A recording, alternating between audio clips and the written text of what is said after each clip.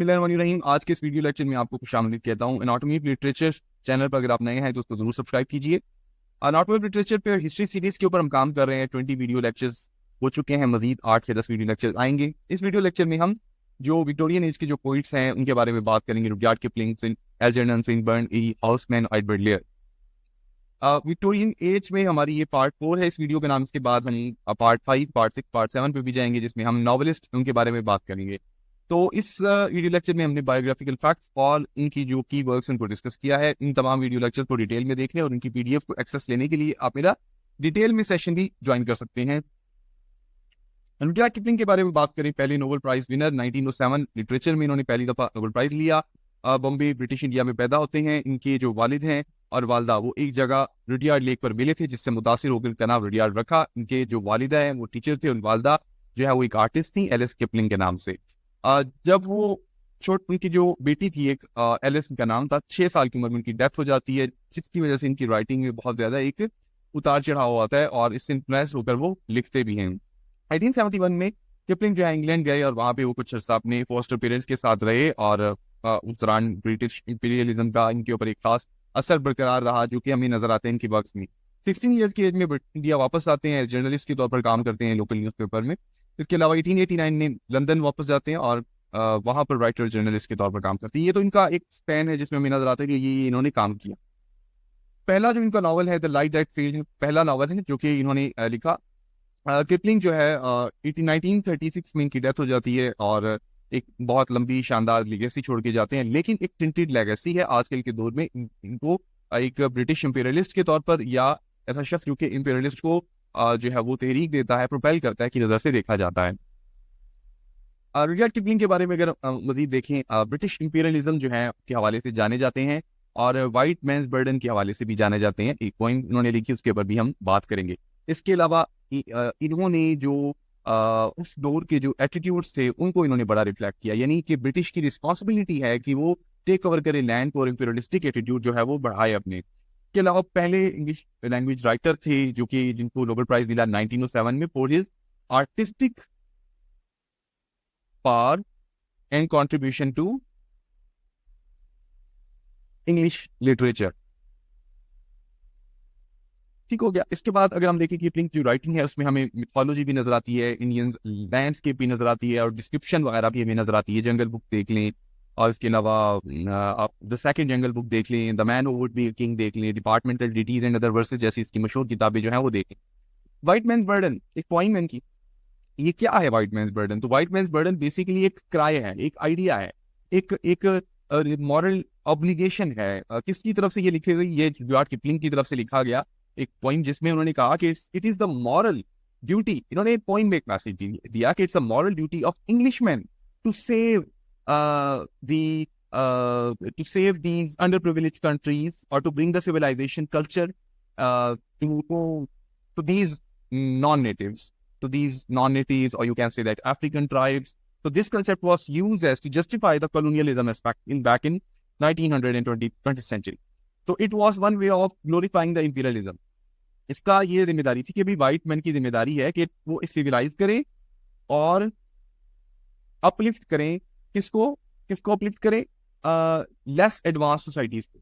तो ये जो टर्म है वो एक पैटर्नलिस्टिक एस्पेक्ट से जो है वो देखा जाता है, इसको क्रिटिसाइज भी किया जाता है और कि ये किस तरीके से जस्टिफाई किया गया कॉलोनियल एस्पेक्ट। तो ये है व्हाइट मैन्स बर्डन। अब अगर हम इंपॉर्टेंट वर्क्स पे नजर डालें, departmental duties and other versus, ये जो है एक कलेक्शन है रुडयार्ड किपलिंग की पॉइंट की, जिसमें वो जो ब्रिटिश जो ऑफिशियल्स हैं और सोल्जर्स हैं जो इंडिया में काम कर रहे हैं, उनके जो लाइफ्स हैं उनको बड़े अच्छे तरीके से उन्होंने इसमें कवर किया है। इसके बाद अगर हम देखें प्लेन टेल्स फ्रॉम हिल्स, तो ये भी एक कलेक्शन ऑफ स्टोरीज है जिसमें लोगों की इंटरेक्शन और कल्चरल जो क्लैशेस हैं ब्रिटिश इंडिया में उसको जो है वो दिखाया गया है, और नेटिव इनहेबिटेंट्स और जो लोकल लोग हैं उसमें और ब्रिटिशर्स। जंगल बुक अगर हम देखें तो जंगल बुक जो है वो 1884 में पब्लिश होती है, जो कि एक बड़ा टाइम क्लासिक है, इसमें मूवीज भी बन चुकी है। तो बड़ा इंपॉर्टेंट कैरेक्टर जो है मोगली के नाम से हमें नजर आता है, जो कि छोटा बच्चा है जिसको वुल्व्स ने पाला पोसा और एडवेंचर्स करता है, एडवेंचर्स लाइफ गुजारता है और एनिमल इनहेबिटेंट्स वगैरह के साथ जो है वो रहता है। इसके बाद अगर हम देखें the man who would be king, other stories हमारे पास आती हैं। तो the man who would be king या द सेकंड जंगल बुक जो सीक्वल आया उसका, वो एक एडिशनल शॉर्ट स्टोरीज थी, 1895 में आया। Man who would be king में अगर हम देखें तो एक्स जो सोल्जर्स हैं, 2 एक्स सोल्जर्स, ठीक है, वो एक रिमोट अफगानिस्तान के रीजन में निकलते हैं ताकि वो वहां के जो है वो बादशाह जो है वो बन जाए, वहां के वो क्या बन जाए, रूलर्स। तो आपने देखा कि एक नजर आता है हमें, एस्पेक्ट नजर आता है, कॉलोनियल एस्पेक्ट नजर आता है हमें किपलिंग के वर्क को, तो हम कॉलोनियल पर्सपेक्टिव से इसके वर्क्स को एनालाइज भी कर सकते हैं। तो इसमें हमें themes of ambition, power, lust और ये भी जो है वो नजर आती हैं किपलिंग के वर्क्स में। उसके बाद अगर हम देखें कैप्टन करेजियस 1887 में जो है वो आया था, जो है वो इन्होंने लिखा ये नॉवल। इसमें एक जो है वो एक जर्नी है एक स्पॉइल्ड यंग बॉय की, जो कि एक जहाज से गिर जाता है और फिर इसको फिशरमैन जो है वो रेस्क्यू करते हैं। ये फिर उनके साथ काम करता है, हार्ड वर्क, ह्यूमिलिटी की एक दस्तान है, ब्रदरहुड की दस्तान है उस बच्चे की कि वो किस तरीके से हुआ है वो सर्वाइव करता है। तो किपलिंग को जो है याद रहे कि मशहूर बात है किपलिंग के बारे में, किपलिंग को पोइट ऑफ एम्पायर भी कहा जाता है, ठीक है। तो ये एक बात मैं बताना चाहूंगा कि रुडयार्ड किपलिंग ने जो अपनी किताब है जंगल बुक, वो अपनी बेटी जो है वो जो जोसेफिन है उसके लिए लिखी थी, जो कि 6 ईयर की एज में उनकी डेथ हो गई थी। तो ये बुक जो है उसको उन्होंने स्क्राइब किया और अपने हाथ से लिखे हुए हैंड रिटन नोट्स के ऊपर उन्होंने लिखा कि ये बुक जो है बिलोंग करती है जोसेफिन किपलिंग के साथ, और ये उनके वालिद ने लिखी। तो ये जो है हमारे पास सामने जोसेफिन की जो डेथ है वो 6 ईयर्स की एज में हो जाती है। अगर हम किंग के बारे में बात करें तो एक पॉलिटिकल और स्पेनिश जो है हमें एक हमें स्ट्रगल नजर आती है ब्रिटिश और रशियन की सेंट्रल एशिया में। और इसमें अब जो है ये किंग जो है उधर हकीकत में एक ऐसे ऑर्फन बॉय की स्टोरी है, ठीक है, जो कि जिसका नाम है किम्बाल ओहारा।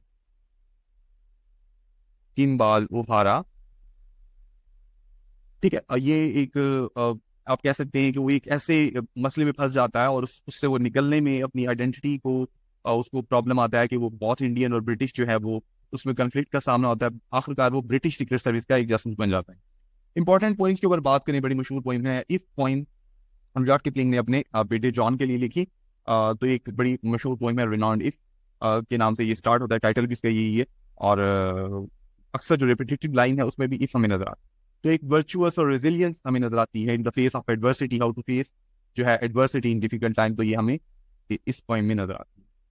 इसके बाद जो है वो एक और पॉइंट है गुंजादिन 1890 में जो है पब्लिश होती है। ये ब्रेवरी और सेल्फनेस की दास्तान है एक इंडियन वाटर कैरियर की।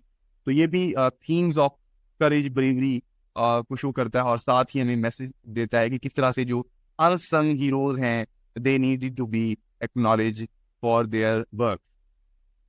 इसी तरह व्हाइट मैन्स बर्डन है जिसके बारे में पहले बात करती है, जिसमें वो इंपीरियलिस्टिक एस्पेक्ट से वो डिस्कस करते हैं। तो ये इधर हकीकत में वो अमेरिकन को एड्रेस कर रहे होते हैं कि वो आप आए, टेक ओवर करें फिलीपींस के रीजन को और उनको थोड़ा सा सिविलाइज बनाए। तो ये बेसिकली किपलिंग के जो बिलीफ हैं for the benevolence of imperialism is shown in this point to promote paternalism और you can see the colonial exploitation in those far fetched regions.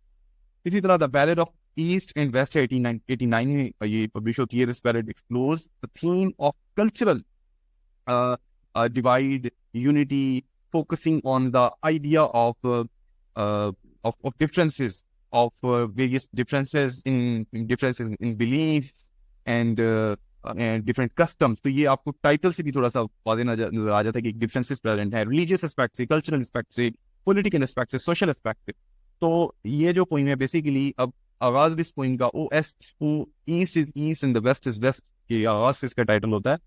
और फिर आगे जाके कहते हैं कि and never shall meet, and never shall meet, इस तरह से एक लाइन है। तो ये इस पॉइंट में हमें नजर आता है। तो ये हमारे पास रुडयार्ड किपलिंग की जो है लाइफ स्पैन का हमें नजर आता है। रुडयार्ड किपलिंग जो है वो एक बड़ी अच्छा और टाइम गुजार कर जो है उनकी हमारे पास 1936 जो है वो रुडयार्ड किपलिंग जो है उनकी डेथ हो जाती है। इसके बाद अगर हम देखें हमारे पास एल्जर्नन फेनबर्न है, मैं आपको डेथ जो है उनका पीरियड दिखा रहा हूँ 1936। के बाद हम नेक्स्ट पोइट जो है हमारे पास उनके बारे में बात करते हैं। हमारे पास जो नेक्स्ट पोइट है वो है एल्जर्नन फेनबर्न। तो ये जो पोइट हैं मशहूर हैं इस एस्पेक्ट से कि इन्होंने जो है वो अपनी पोइट्री में जो है वो खास तौर पर एरोटिक और मॉर्बिड जो है वो थीम है इंट्रोड्यूस करवाई है। 1837 इनकी बर्थडे है, बर्थ डेट है। और इसके अलावा 1909 तक ये जिंदा रहे। ईटन कॉलेज और ऑक्सफोर्ड से इनकी तालीम है। बहुत सारी मेंटल इश्यूज रहे, लाइफ लॉन्ग हेल्थ प्रॉब्लम रहे इनको। लिटरेरी परसूट्स हमारे सामने हैं, पोइट्री लिटरेचर में इनको इंटरेस्ट था। इसके साथ डांटे गैब्रियल रोसेटी के साथ ही अटैच थे और उनके साथ फ्रेंडशिप का हमारे साथ ताल्लुक नजर था इनका। पब्लिश वर्क पहला the Queen Mother and the Rosamond 1860 में जो पब्लिश होता है। इसके अलावा नोटेबल वर्क्स में poem and the ballads, Atalanta in Calydon, song before sunrise, Tristram's of Lyonesse वगैरह जो है वो मशहूर हैं। इसके बाद अगर हम देख लें, noun for his rich complex and often controversial poetry, तो मैंने आपको पहले बताया कि ये अपनी थीम्स में मॉर्बिड किस्म की जो है वो एक्सप्लोर करते थे आइडियाज को, और एरोटिक थीम जो है वो यूज करते थे, तो जिसकी वजह से ये काफी जो है वो रहे। पॉलिटिकल व्यूज में स्ट्रॉन्ग एडवोकेट थे, रिपब्लिकन थे, सोशल इन्फॉर्मर थे, और लोगों के जो राइट्स हैं उनके ऊपर आवाज उठाने वाले थे। सपोर्टर थे चार्ल्स बॉडलेयर के, फ्रेंच पोइट के, और गस्टव फ्लाubert जो कि फ्रेंच नॉवलिस्ट हैं, और उनके वर्क को भी इन्होंने ट्रांसलेट किया।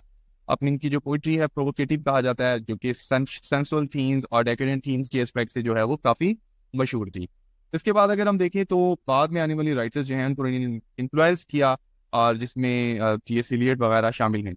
अगर इनकी लाइफ के बाकी एस्पेक्ट्स को हम देखें तो पोइम्स एंड बैलेड के हवाले से बड़े मशहूर हैं, जो कि एक बड़ी स्कैंडलस किस्म की एक्सप्लोरेशन है, जिसमें हमें सेक्सुअल एलिमेंट, एरोटिक एलिमेंट जो है हमें नजर आते हैं। इनकी मेजर जो थीम्स है वो लव, नेचर और जो है वो हमें नजर आती है। इसके अलावा रिदम का भी बड़ा फ्रिक्वेंटली जो है वो अपनी पोइम्स में ये इस्तेमाल करते हैं। इसके अलावा अगर हम देखें तो इनकी जो पोइटिक फॉर्म्स, इन्होंने तकरीबन तमाम जो है इनोवेटिव स्ट्रक्चर यूज किए, क्लासिकल मीटर्स को भी फोकस किया, इनोवेटिव स्ट्रक्चर भी यूज किए। और इसके बाद ग्रीक लिटरेचर में हमें इनका थोड़ा सा ना नजर आता है कि इन्फ्लुएंस थे। तो इनकी जो एक इन्होंने एक एटलांटा इन कैलिडन जो है वो फाइनेस्ट एग्जाम्पल लिखी है ग्रीक ट्रेजेडी पे बेस करके, तो इंग्लिश पोइट्री में। तो ये एक बेसिकली एक वो कंटेंट था जो कि एटिक ट्रेजेडी से ये इन्फ्लुएंस होकर इन्होंने, एंशिएंट ट्रेजेडी से इन्फ्लुएंस होकर इन्होंने नजर आया। तो एंशिएंट ग्रीक और रोमन लिटरेचर से इन्फ्लुएंस होकर इन्होंने एटलांटा इन कैलिडन जो है वो लिखी, जो कि इंस्पायर्ड है ग्रीक ट्रेजेडी के वर्जन के साथ। उसके बाद अगर हम देखें एल्जर्नन स्विनबर्न, इनकी जो डेथ है 1909 में, 72 ईयर्स की एज में होती है, और अपनी कंट्रोवर्सीज के बावजूद भी बड़े ही जो है वो रिफाइंड पीरियड इन्होंने गुजारा। एक बात मैं बता दूं कि डेकाडेंट जो मूवमेंट है, और इसके बाद अगर हम उस मूवमेंट के साथ साथ हम देखें कि डेकाडेंट मूवमेंट हो गया, या स्टैटिक मूवमेंट हो गया, या सिंबलिस्ट मूवमेंट हो गया, उनके साथ हमें नजर आता है कि किस तरीके से इन राइटर्स ने जो है वो इन्फ्लुएंस किया, इन राइटर्स ने इन्फ्लुएंस किया उस मूवमेंट। तो अपनी जो बाद वाली जिंदगी में है वो बहुत एक्टिव रहते हैं, राइटिंग या रीडिंग के साथ ही एंगेज रहते हैं, पॉलिटिकल डिबेट में भी हिस्सा रहते हैं। तो ये तो था इनका लाइफ।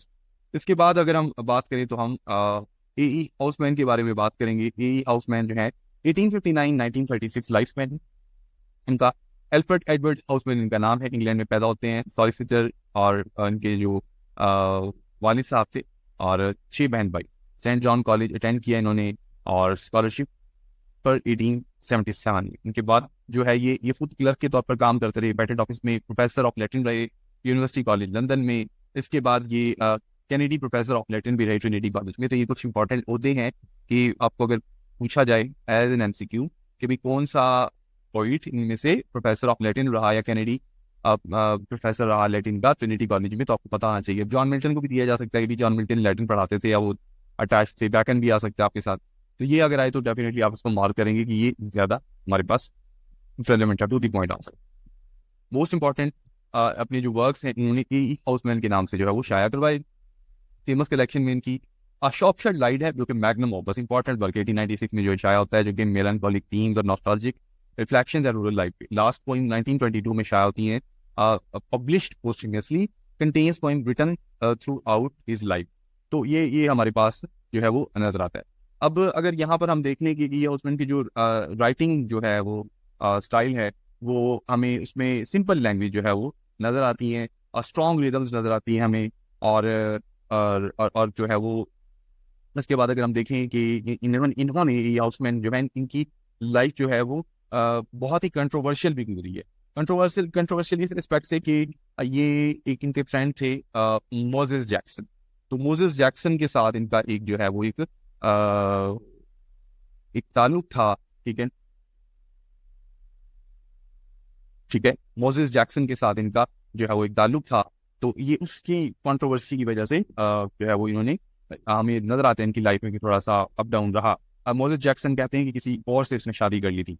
बहरहाल ये उसमें जो राइटिंग स्टाइल है बड़ा सिंपल लैंग्वेज और इमोशनल रेजोनेंस हमें नजर आता है। अनविकेट लव नजर आता है मोजेस जैक्सन के साथ। इन्होंने कभी भी शादी नहीं की, सॉलिटरी लाइफ गुजारी और इमेंस पॉपुलैरिटी रही इनकी इवन आफ्टर हिज डेथ। और इंग्लिशनेस की ताज़ा जो है वो मिसाल रहे वो वर्ल्ड वॉर फर्स्ट के बाद। तो अगर हम इनकी बहुत ही जो मैग्नम ओपस है शॉर्ट शेड लाइट इसके ऊपर बात करें तो 63 पॉइंट पर जो है वो मुश्तमिल है इंग्लिश जो है वो पॉइंट्स हैं। इंग्लिश पोइट अल्जर्नन एडवर्ड्स जो है वो एल्फ्रेड एडवर्ड हाउसमैन ने लिखी, हाउसमैन ने 1896 में।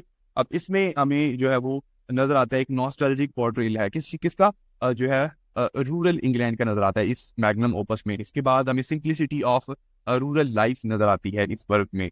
तो हमें इनकी वर्क्स में डेप्थ भी नजर आता है, यूथ भी जो है वो सारी चीज़ें हमें भी इसकी नजर आती हैं। और इसके अलावा अगर हम देखें तो इनकी जो राइटिंग है वो सिंप्लिसिटी की वजह से वाइड ऑडियंस की वजह तक पहुंची है। सिंप्लिसिटी सिंपल लैंग्वेज की वजह से वर्ल्ड वाइड जो है इनकी रीडिंग जो है वो पहुंची। ठीक है। और अगर इसको देखें तो इनकी जो पोइम्स हैं वो वर्ल्ड वॉर फर्स्ट के बाद पॉपुलर थी सोल्जर्स के दरमियान जो कि कंफर्टेबल होते थे क्योंकि लॉस और मोर्टेलिटी के एस्पेक्ट्स को पढ़ते थे और वो अच्छा फील करते थे। बहुत सारे पोइट जिसमें हमारे पास डिलन थॉमस, WH ऑर्डन हैं और फिलिप लार्किन जैसे शायर मौजूद हैं। ठीक है, वो मुतासिर हमें नजर आते हैं इससे ई हाउसमैन से। तो इनकी जो लेगेसी है वो हमें नजर आती है उनके वर्क्स में भी। तो लास्ट पोइम जो इन्होंने लिखी 1922 में, तो वो भी उन्होंने इसकी लिटरेरी लेगेसी को जो है आगे बढ़ाया। उसको भी इन्होंने जो है वो उसकी वजह से भी इनकी जो इन्फ्लुएंस है वो बढ़ता है। हाउसमैन की जो पर्सनल लाइफ है उसके ऊपर ज्यादा कुछ लिखा नहीं गया, सीक्रेसी मेंटेन है। एक तो होमोसेक्सुअल अफेयर की वजह से और पर्सनल एक्सपीरियंस कोई इतने अच्छे नहीं थे, अनरिक्वेटेड लव कह लें और फिर मोजेस जैक्सन की किसी और से शादी। तो ये तमाम चीजें में नजर आती हैं। और सॉलिटरी लाइफ गुजारी, solitary life he never married and live the solitary और रिक्लूस लाइफ। तो इनकी जो पोइट्री है जो अभी तक स्टिल रेजोनेट करती है वो उनकी एवरलास्टिंग थीम्स से यूनिवर्सल जो है वो उसकी वजह से अभी तक हमें उसका जो है रिस्पेक्ट नजर आता है। इसके बाद अगर हम ए हाउसमैन के बाद हम नेक्स्ट इंपॉर्टेंट पोइट है एडवर्ड लेयर के बारे में बात करें। नॉनसेंस पोइट्री के हवाले से, नॉनसेंसिकल पोइट्री के हवाले से मशहूर है। मई 1812 में जो है इनकी पैदाइश है और 20th नंबर पे थे 21 बच्चों में से। एल्डर सिस्टर एन ने इनको रेस किया और उनके जो वादर थे जेरेमी लेयर वो एक स्टॉक ब्रोकर थे और उनकी जो वालदा थी एन क्लार्क डेनिश डिसेंट की थी। हेल्थ इशूज रहे इनको, एपिलेप्सी, डिप्रेशन वगैरह की। फॉर्मल एजुकेशन नहीं थी इनकी, सेल्फ लर्नर थे, कीन इंटरेस्ट रहा इनको और आर्टिस्टिक टैलेंट शुरू से ही नजर आता रहा इनके अंदर। तो एक लैंडस्केप पेंटिंग वगैरह के हवाले से जाने जाते हैं, इलस्ट्रेशन के हवाले से ये जाना जाते हैं, बर्ड्स के इलस्ट्रेशन के हवाले से। तो इलस्ट्रेटेड बर्ड बुक इन्होंने लिखी है, illustration of the family of Psittacidae या कह लें कि illustration of family of Psittacidae 1837 में इन्होंने लिखी। उसमें इलस्ट्रेशन वगैरह ऐड थी। अब एडवर्ड लेयर जो है अपनी पूरी जिंदगी में सफर करते रहे, घूमते फिरते रहे, पेंटिंग्स वगैरह बनाते रहे लैंडस्केप की, एनिमल्स की। तो इनकी जो सेंस ऑफ ह्यूमर है बड़ा मुतासिर था, लोग बड़े खुश रहते थे इनके सर्कल में, एंजॉय करते थे, अपनी विटी लिमरिक्स वगैरह सुनाते थे, 5 लाइन्स पोइम जिसमें वो अमूमन अपने फ्रेंड्स जो है उनके बच्चों को जो है वो तफरी का मौका फराहम करते थे। 1846 में बुक ऑफ नॉनसेंस लिखी इन्होंने, ह्यूमरस लिमरिक्स जिन्होंने बड़ी इनकी मशहूर जो है वो है इनकी शोहरत की एक वजह बनी। द टर्म जो लिमरिक है एक स्पेसिफिक टाइम की ह्यूमरस वर्स है जो कि लेयर्स के वर्क से ओरिजिनेट होता है। तो ये आपके सामने there was an old man with a beard who said it's just I feared 2 owls in the hen for logs in a wren have all built their nest in my beard। तो ये 5 lines की 5 line format की AABB rhyme scheme है इसकी। और इस nonsensical style में लिखने वाली जो ये पोइम है ये समटाइम्स मीनिंगलेस नजर आती है लेकिन ह्यूमर का आंसर पैदा करती है। इस पोइम ने लेविस कैरोल और स्पाइक मिलिगन ने को मुतासिर किया, जिनके वर्क्स में हम थोड़ा सा ये एलिमेंट जो है वो देख सकते हैं कि जो नॉनसेंसिकल पोइट्री है लेयर की, पर्टिकुलरली लिमरिक्स बुक ऑफ नॉनसेंस में बहुत ही प्लेफुल इमेजिनेटिव स्टाइल में लिखी गई है। उनकी कैरेक्टर्स यानी अजीबो-गरीब किस्म के कैरेक्टर्स को, इडियोसिंक्रेटिक कैरेक्टर्स को दिखाया, अब्सर्ड सिनेरियोस को, क्लेवर वर्ड प्ले का इस्तेमाल किया ताकि बच्चों और बड़ों दोनों को अच्छी लगे। मास्टरी ऑफ राइम और रिदम नजर आती है इनकी वर्क्स में ताकि लोग पढ़ भी सकें, याद भी कर सकें और जो है वो पढ़ भी सकें और इंजॉय भी कर सकें। तो हमें ल्यूइस कैरोल के ऊपर नजर आता है इनका इन्फ्लुएंस, जिन्होंने इस नॉनसेंस जो है फॉर्म ऑफ पोइट्री को अडॉप्ट किया। और हमें इनके अंदर भी, इनके वर्क्स में भी नजर आता है। तो as a humanist, as a poet, continue करते रहिए, इंस्पायर करते हैं राइटर्स को, आर्टिस्ट को, और to use to push the farthest challenges of the boundary of their imagination and use such kind of verses in poetry. तो इनको भी सेक्सुअल आइडेंटिटी से हवाले से प्रॉब्लम थी, और कुछ लोगों के मुताबिक शायद ये सेक्सुअल हो या होमोसेक्सुअल हो। उसके बाद हमें अगर हम मज़ीद देखें तो इनकी जो डेथ है वो 75 जो है एज 75 एज में इटली में इनकी डेथ होती है, और सैन रेमो इटली में एट द एज ऑफ 75 1888। तो इनकी जो आर्टिस्टिक लेगेसी है वो अभी तक सेलिब्रेट की जाती है। इनकी बुक्स स्टिल बहुत सारे लोग पढ़ते हैं, इंजॉय करते हैं और फॉरवर्ड करते हैं, स्पेशली बच्चों को या बड़े जो यूज़ होना चाहें। तो खास किस्म की जो फॉर्म ऑफ पोइट्री लिमरिक जो इन्होंने इंट्रोड्यूस करवाई है, जिसके ऊपर इन्होंने बहुत सारा वर्क लिखा, अभी तक जो है वो पॉपुलर है। के साथ ही हमारा आज का लेक्चर इख्तिताम पज़ीर होता है। अगर आप डिटेल में वीडियो लेक्चर्स देखना चाह रहे हो हिस्ट्री के ऊपर, या किसी भी तरीके से रिटर्न या इंटरव्यू टेस्ट की तैयारी करना चाह रहे हो, तो आप मुझे ज्वाइन कर सकते हैं। एनाटॉमी ऑफ लिटरेचर को सब्सक्राइब कीजिए, और फेसबुक पर हमारा चैनल जो है वो फॉलो करना मत भूलिए।